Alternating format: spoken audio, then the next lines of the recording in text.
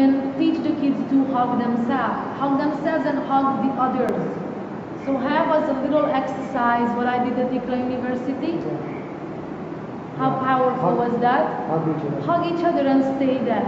And every morning when you wake up, hug the others. Daily when I come there, I say Not to them, you also, and all the kids together. And the kids need to hug each other. So that means that when they wake up, everybody has to give a hug to everybody else. And before they go to bed, they have to say thank you for being my friend and being my whatever that is, for the love that you gave me. And because this is their family. This is their brothers.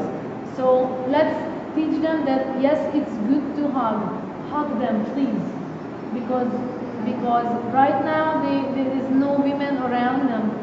And they don't see that, and I know that is because it's within your culture. You can't hug a girl, okay? But the kids are learning that.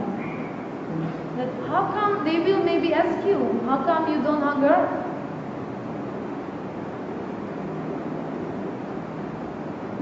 These are serious parenting issues.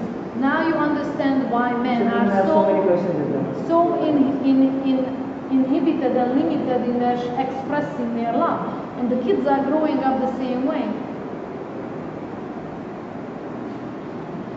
So you just do your best. So this is on a video. You can just so from now on, which I would like to just ask you, whatever something happens, analyze it. What did happen in a kid? Rejection, abandonment, humiliation. Which one? Injustice. Which one does he feel? And you can start introducing these terms. How do you feel? You feel they left you. You felt that we pushed you out. You felt we made fun of you. So they are getting in tune of their own feelings. They are learning that they are actually using using the masks. And you learn it to them. Learn it for each kid. And you will see which is the triggering situation for them. Which is the most triggering. They have to be paying attention to act differently.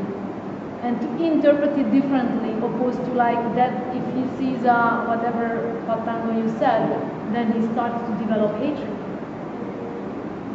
You know what I mean? So very important that if somebody, if the gifting goes like that, you guys distribute it, that say that somebody brought something, but you distribute it, it's not because they were good.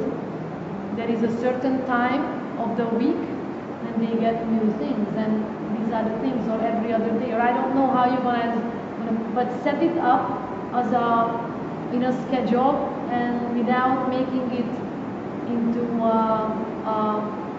prize. Like a start the week. Start the week. Like start the week. And you can make it into tools and tell them we get these presents in, and these presents will allow us to do this and this. We're gonna be learning through this and this and this. So there is always a learning attached to them. So if there is a toy and they say you're getting this because right now it's your leisure time for your imagination. Toys works your imagination and your dreams, and you do the role playing. So you can make believe that you are a truck driver because there is a truck there. I keep them physically active because one of my traits, as you know, is I'm a physical education teacher, my very first master's. So it's very important because sports gives kids feeling good self-esteem, accomplishment, success. Therefore, that means they're gonna try again. They're gonna do it again. So it transforms into life that they're gonna try new things, and they're gonna evaluate it and say, oh, if I couldn't kick the ball now because very simple, because my foot was turned this way, not this way. So let me turn my foot this way and kick the ball again. So this basically transforms into their daily life of their business, their schools, their entire future. Okay? Make sense? Yeah. You see my point of view? Yeah. Actually, it's really related to the very psychological treatment that it's. Right. But let's not call it psychological treatment because all these kids are healthy, so we are. You attracted these kids in and these kids attracted you in. Law of attraction. Yeah. What's inside you, you will attract in more. So if you have pain inside you, you will attract in more pain. Yeah. If rejection is still inside you, you will attract in more rejection. That's why it's our job is to heal them and help them to heal themselves. Because once that happens, once rejection happens, they won't feel rejected anymore. They will just smile and they know what to do about it. And that's just a cue and a signal to love themselves. So these kids need to be learning to be okay with this.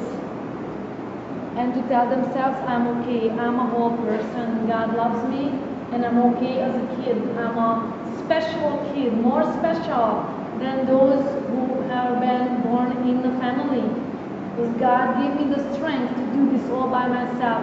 Yes, there are times when it is really hard, and those are the times I am tested by God to stand there in the storm really strong.